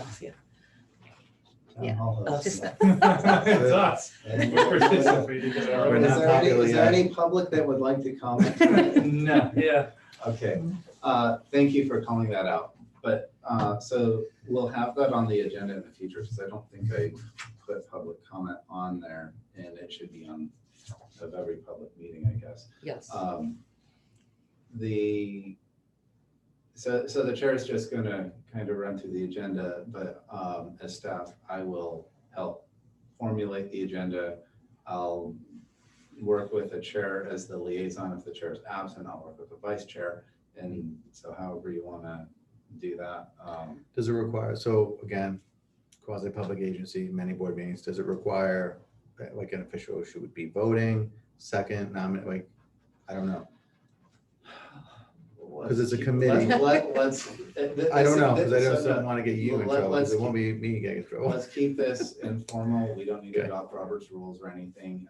Fair enough. If you want to, I've only had to do that under dire circumstances of complete animosity and dysfunction. So then you put rules in place to force everyone to go along with it.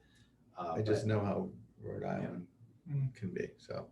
I we don't, want to the mention. town council has not adopted any rules for its commissions and boards. So Perfect. I think we're safe to operate until we're told otherwise.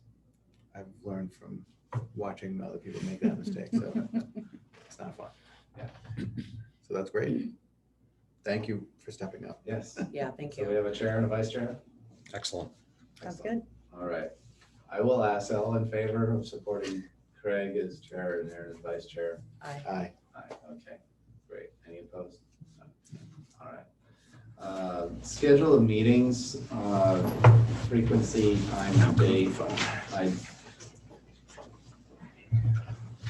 I think we should meet at least monthly to keep the ball rolling.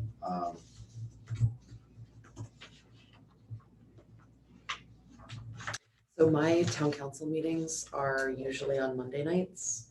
So I would request that we could please think about doing it later in the week, maybe Wednesday or Thursdays. If that's possible, maybe even Tuesdays. So, If Thursdays for everyone here tonight, was it of any obstacle for anyone's? This is Wednesday. I'm sorry, Wednesday. Please. Yeah, no, sorry. Yeah, I was doing a double take. No, no. I swear. Pardon me. Just got fired. Wednesday, which would kind of put us Wednesday. off That's to good. the Monday holidays, Friday early weekends for anyone. So maybe, is that okay with you? yeah, Wednesday or Thursday. Is Yeah. there anybody that has a preference? I work on your schedule, so it doesn't matter to me. Wednesday preferred over Thursday. Wednesday preferred over Okay. Thursday for me as well. Okay. Wednesday works for me. Start time might be 6:30 would be better for you. 6:30 would be better for me Okay. as well. Yes. We can go 6:30 or 7. Makes no difference to me. 6:30 is good enough. All right. So one other thing, Ben, for your consideration, the planning committee meetings are also usually on Wednesdays. Yeah. I have Oh, you have the it. calendar. Looks like the third Wednesday is open. Okay. So this is an asking, what Wednesday? Third one. Well, 1, 2. Yeah, the third Wednesdays are all appear to be open. So we could go the third Wednesday of every month Mhm. at 6:30. Yeah, that's Great for me. Will Stephanie just send out?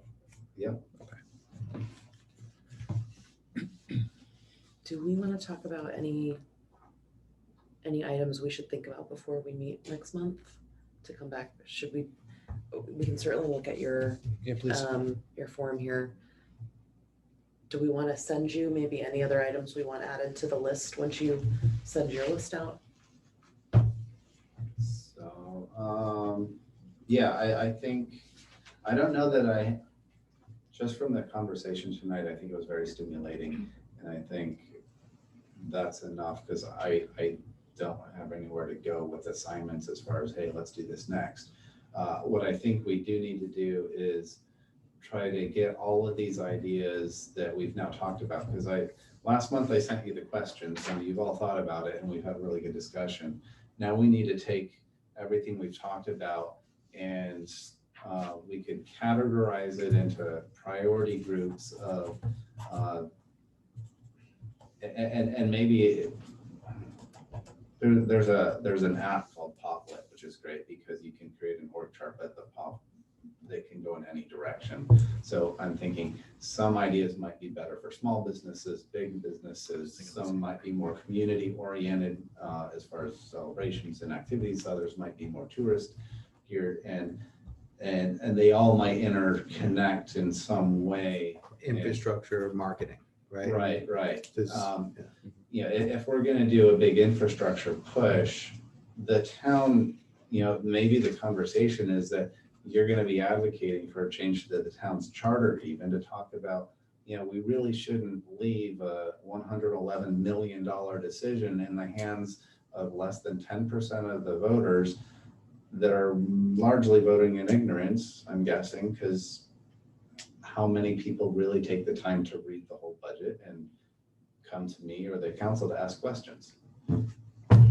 I didn't get any calls. No, I take it back. I got 4 calls, and that was 4 people out of the 4, you know, over 2,600. Yeah, I don't want to tell you how many emails I got. It's a very, very low number.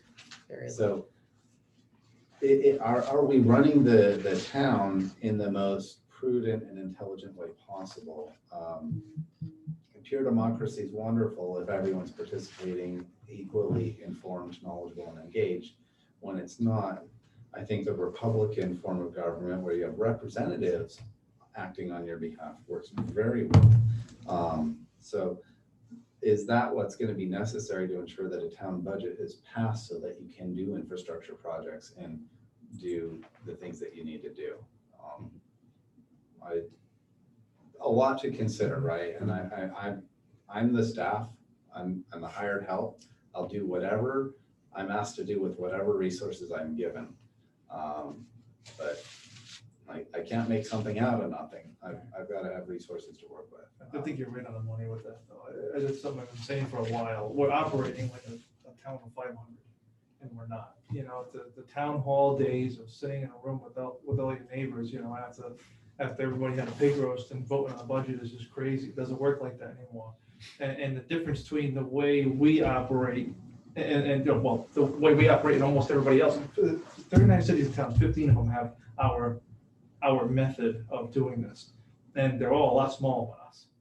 You know, Exeter. And towns like You know. Charlestown are actually moving away from that as well. Correct. And they've hired budget commissions. and Right. It's kind of at half steps because no one wants to take the complete plunge, but Right, you know, you elect the town council to represent you, and they know the budget, and they've worked on the budget with you, and you know, you make the budget, they approve it, and you know, that should be the way it should go.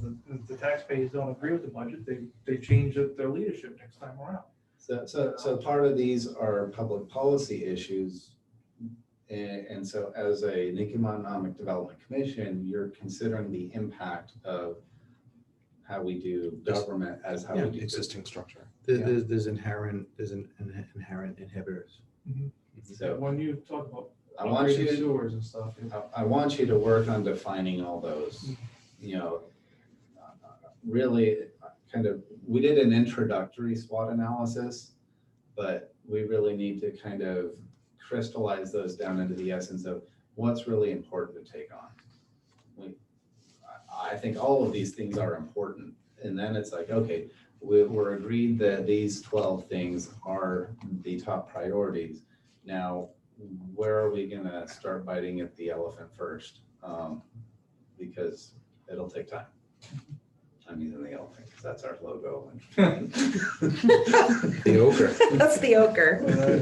If I could, I did put some time into this, and if you could all just take a moment with it, I think we really have to define who we are as a new committee in the town.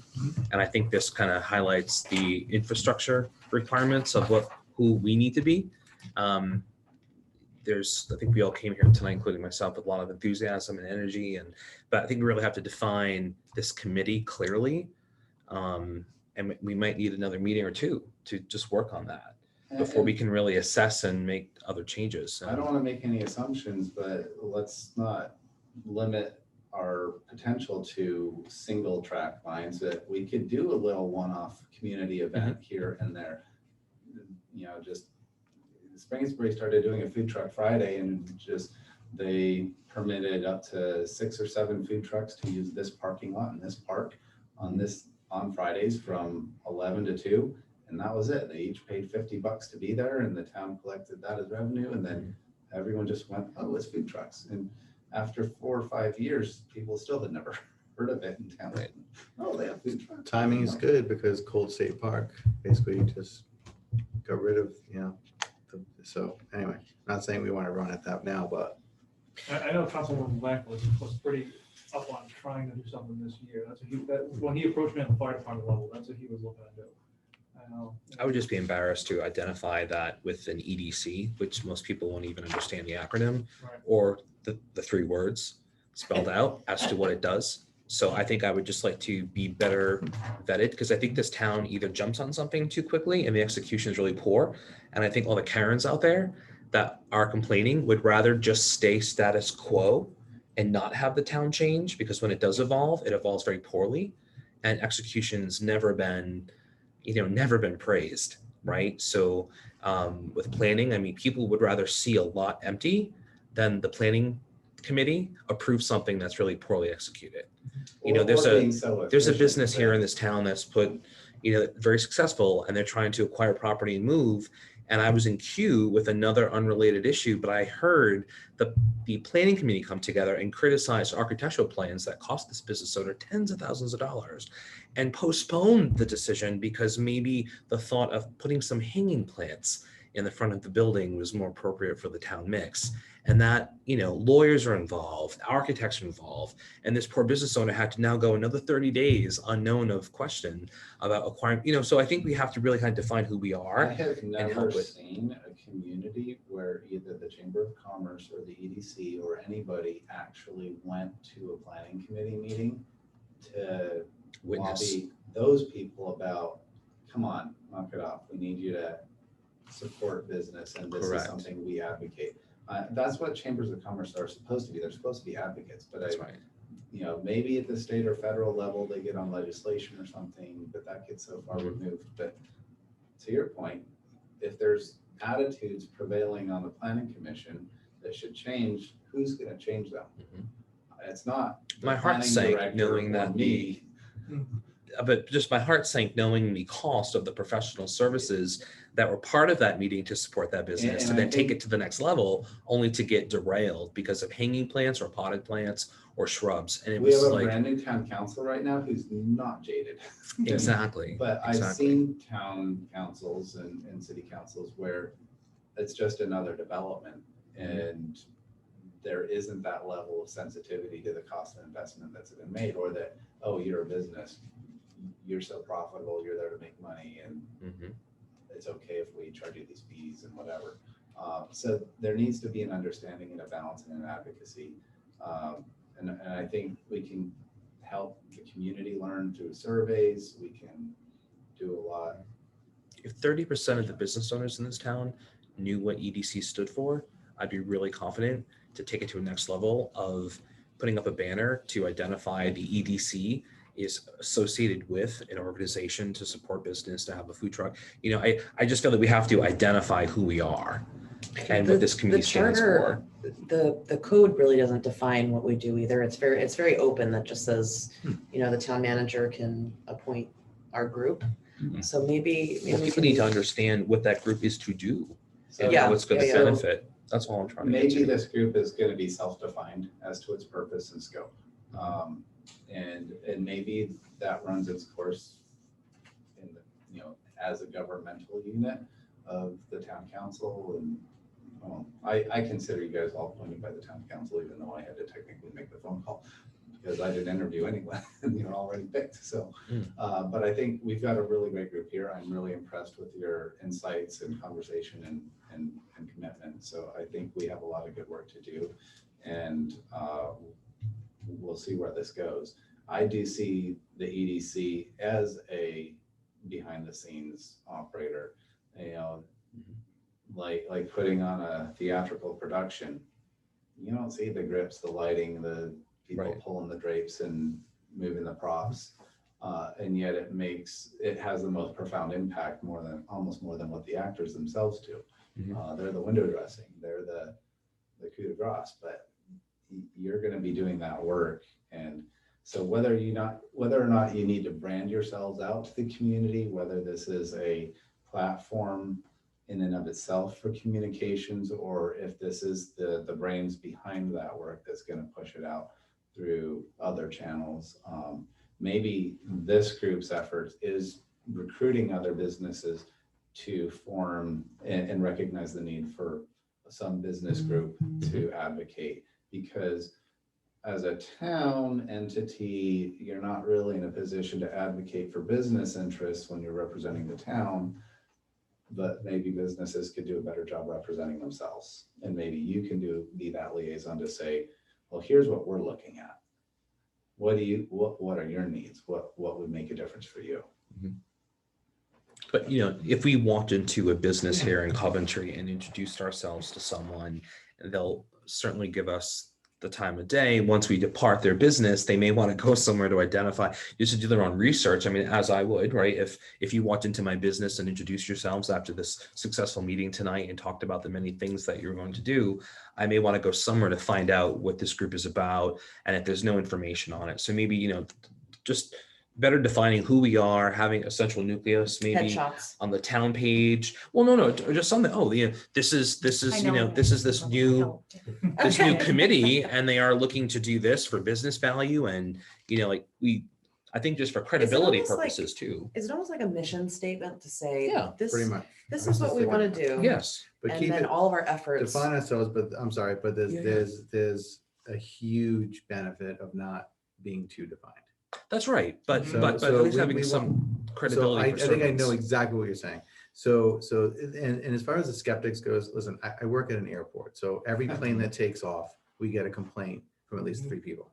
I'm not exaggerating. There are residents who send in 40, 50, 60 emails every day for every plane. Mhm. There's only so much unit. So if we sit here and worry about that too much, so I know we talked about it earlier, but I just want to, maybe the last thing I say is we have a huge opportunity in front of us. There's so many things that we have the opportunity to improve. We can't don't let the detractors. I've worked in the public setting, much like yourself. You're not going to get rid of the people who complain. You're not going to get rid of the NIMBYs. And no matter what you tell them, they don't like what they're hearing. So you could be as truthful and factual. They just don't like your answer. Mhm.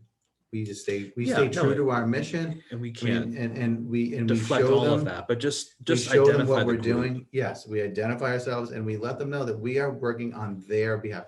Mhm. I view this as another similar of what I'm doing.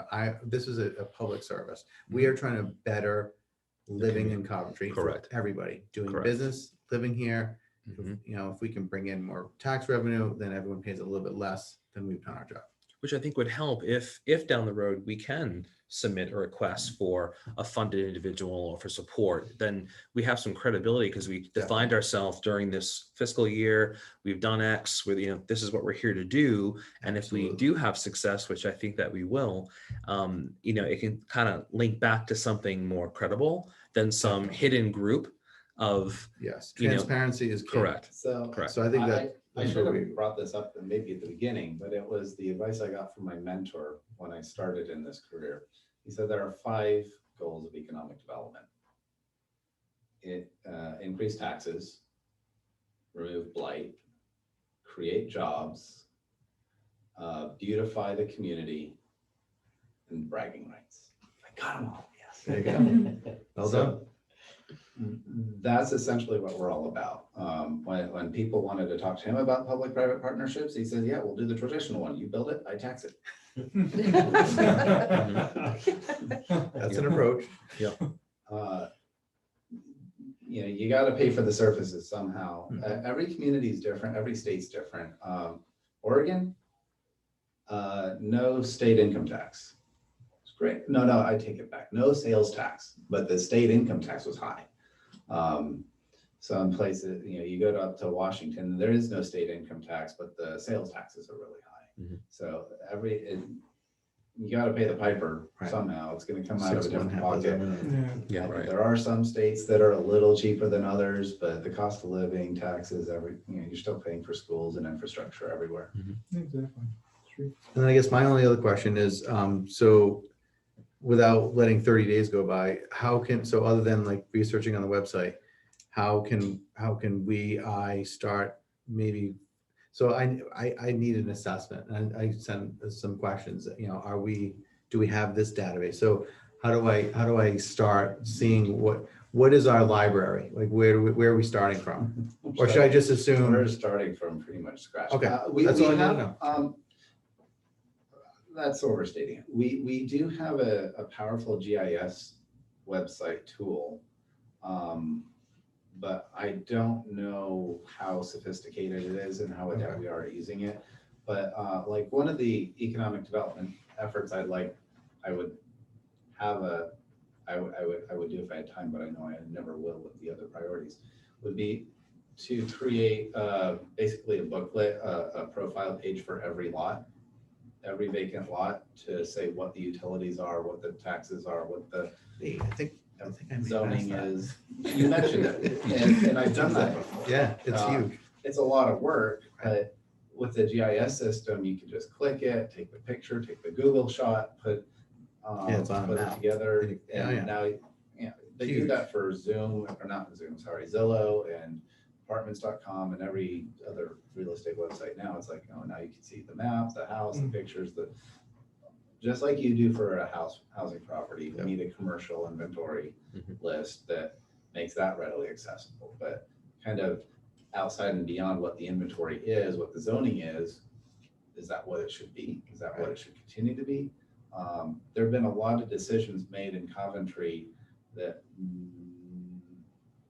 might not have had the full due diligence behind it. And so we're going to be living with some of those legacy things that we just can't do anything about. But we got to start from here and move forward. So are you talking about like what else can we do before we meet again? I'm just interested in, again, I'm looking at the good doctor. Like I'm not a doctor, but that's the only analogy I see, is that I can't be as effective as I would like to be until I know what the base conditions are. So what tools do we have? Here's two things. You can go on to the town website and look at the GIS maps and see I'm gonna do what, that. if you were looking at the town to invest $4 million into a property, what properties could you find on your own? Right. Look at the planning and development codes. Look at the planning portion of the website and the building department to see what is the process and what questions do you have about the process. Okay. What makes sense, what doesn't make sense. Make calls to the staff. Call up Director Crossman and Carrie and ask them, how long would it, take me to go through the process to open a new bar? What would it take to put in a bowling alley on Tioga Avenue? Whatever questions you have, so that you can at least have some sense of what anyone else is going to be dealing with if this isn't something you've experienced yourself. Can we ask them to maybe come in rather than get 7 phone calls, or? I don't care. It's their job. They can take the, we could have them come in, but I think if you're going to be doing research for yourself, I think this is really good information gathering. I think to have them come in, I want it to be a little more scripted in terms of, we have a purpose that they're going to be here for, to ask questions based on the research you've already done. Right. But it may also be, and I understand what you were going through, but it'd be a great exercise to see The response. just to see the response. That'd be the best exercise. So just, think about, right, everyone in Coventry wants to see some drive-through movie theater happen, or some, there's all these, just go onto social media and see what people are talking about, and then just enough. Oh, right. No, but then just call the town and say, I'm thinking of opening up a drive-through movie theater, or Secret whatever, Secret shopper. a secret Secret shopper, shopper, yeah. and just see how We'll do that. effective or at your service Sure. the town is, and how That's- easy yeah. or difficult it would be, or I'm whatever, interested to hear. or what a turn off it was, or Gates Foundation or now. more Sure. more favorable. And It's you say, oh, you know what, definitely- this is too difficult. I'm just going to go to East Greenwich and invest my $4 million. I just need to know where we're. But that'd be a great What are we opportunity. working with? Services I mean, director, do we have Mansell, lists of anything? No. It sounds like we don't, which I was afraid was going to be the answer. Like I said, I even tried to go on So, to see, you drive around, it's I- like, there's I always worked another with bank the opening, there's Southern- always another the- whatever. So I was like, oh, I'd be interested to see where we have gaps. So I went on, it's like, oh, businesses, and like you click on it, and I was like, wait a minute, there's two. That really just needs to be This does wiped not out, look- but Yes. that just needs to be wiped out, and I Right. think, you know, And the- Well, we Google- talk about incentives. Why not incentive businesses to sign up to have a place to go to find information? Or I know we have Google, and I agree with Yeah. that, but I'd rather the town stay clear of advertising businesses, or maybe do like a business feature, but I think Google does a great job in helping people to identify I what's think a close to you for business, a something, business but- list isn't something I'm necessarily looking to post publicly. It's Right. for us to have. Yes. to use and be I'm like, supposed to what are have the a convers- gaps? and Yeah, what are I'm supposed to the- have a conversation with Jen Wheeler, and And she's I'll on the Rhode Island Central, I'm gonna say it Well, wrong, Central Rhode Island Chamber of I'll try to Commerce. pull things Maybe I can into, record that session and see if I can put it on Yeah. like a YouTube, so you guys can watch that. And do we, I guess we don't really do anything with the Rhode Island EDC either, right? So they have tremendous amounts of resources. They do. I That did an internship. I don't know if we're tapping into them at all. So Right they, now we're not. they have, I mean, years ago, again, because I follow this stuff and what I did for many years, you know, they have business listings, I believe. And there may not be up to date, but they at least, maybe there was a starting point there that There- they could share that with us and say, There Typically, is- they have the resources, so if we were gonna do any marketing of any specific parcels for any specific purpose that we wanna have something put here, I would work with them to list it on their listing, because you want a one-stop shop for site selectors and businesses that Yes. are gonna be coming. they have, that's where it is. Thank you. They have a site selection, and I want to say that, you know, Yeah. there's every So town and if I went city to all the has a effort to list. build all these property profiles, I would be uploading it to their site. And also, you know, in order for us to be more efficient and effective and get to market, whether or not we could or not, but, you know, identify the best EDCs in the state or up in Massachusetts, which has just been on fire. I mean, Worcester went from ghetto to where it's today, like within a short 5-year period, which is really I have- amazing. Maybe not the airport yet. My but son goes to school in Worcester. Polytech, There is a very small area of Worcester that's doing well, specifically. Fuller Shrewsbury Park. Street. No, I know. But compared to what yeah. it was just like 5 years ago. I just don't like Worcester. All right, no, I get it. My son But- has been robbed and at gunpoint, and it's not a good place. It's Well, bad. in certain areas. Well, His house has been broken into. His let's cars just have go been- to other So is Twisted EDCs Pizza, successfully so- though, and not That's try right. to go from ground zero. Worcester. But no, but I'm sorry. I digress. I'll send stabbings and twisted Ben pizza. something I found from the Yeah, airport that kind of shows success stories from different mediums. But I know what you're Yes. saying. Size communities Yes. and kind of what they've done and it might help. And I also found something on the town that was a civic.web and it had Coventry. It was like 423 pages. I don't know what that document is. The town must have it.